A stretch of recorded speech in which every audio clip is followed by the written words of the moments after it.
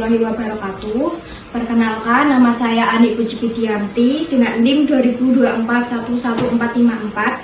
Di sini saya akan menjelaskan materi tentang strategi proses, strategi lokasi, dan strategi tata ruang. Baik, langsung saja ke materi yang pertama, yaitu ada strategi proses.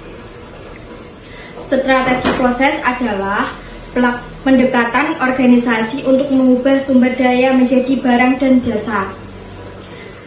Tujuan strategi proses adalah untuk menentukan suatu cara membuat produk, barang, dan jasa yang dapat memenuhi persyaratan dari konsumen dan spesifikasi produk yang berada dalam batasan biaya serta konstan lainnya. Ada 4 strategi proses, yaitu yang pertama ada fokus pada proses, yang kedua ada fokus berulang, yang ketiga ada fokus pada produk, yang terakhir ada fokus konsumasi massal.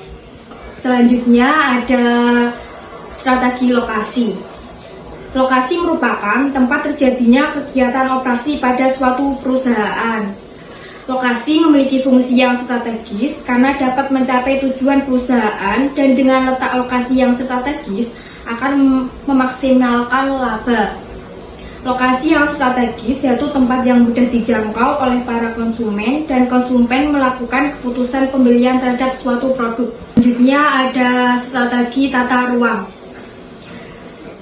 Strategi tata ruang adalah suatu keputusan penting yang menentukan efisiensi operasi secara jangka panjang.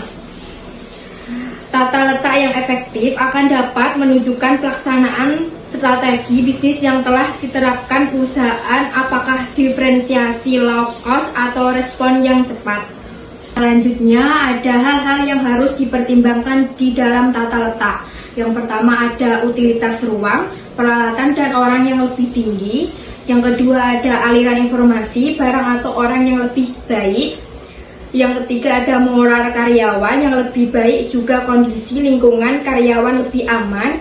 Yang terakhir ada fleksibilitas. Dapat 6 pendekatan bisa digunakan oleh para manajer dalam menyelesaikan permasalahan tata letak, yaitu yang pertama ada tata letak kantor, yang kedua ada tata letak toko eceran, yang ketiga ada tata letak gudang, yang keempat ada tata letak dengan posisi tetap, yang kelima ada tata letak berorientasi proses, yang terakhir ada tata letak sel kerja. Selanjutnya ada contoh studi kasus di perusahaan McDonald.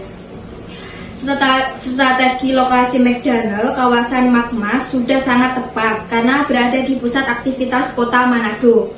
Mudah dijangkau, memiliki pandangan laut, dan didukung fasilitas parkir serta dive tour. Tata letak yang membagi area indoor dan outdoor juga mampu meningkatkan kenyamanan konsumen dengan kebutuhan yang beragam. Namun, tingginya tingkat persaingan dan ketergantungan pada keunggulan lokasi menuntut perusahaan untuk terus melakukan inovasi pelayanan dan pengelolaan tata letak agar keunggulan bersaing dapat dipertahankan dalam jangka panjang.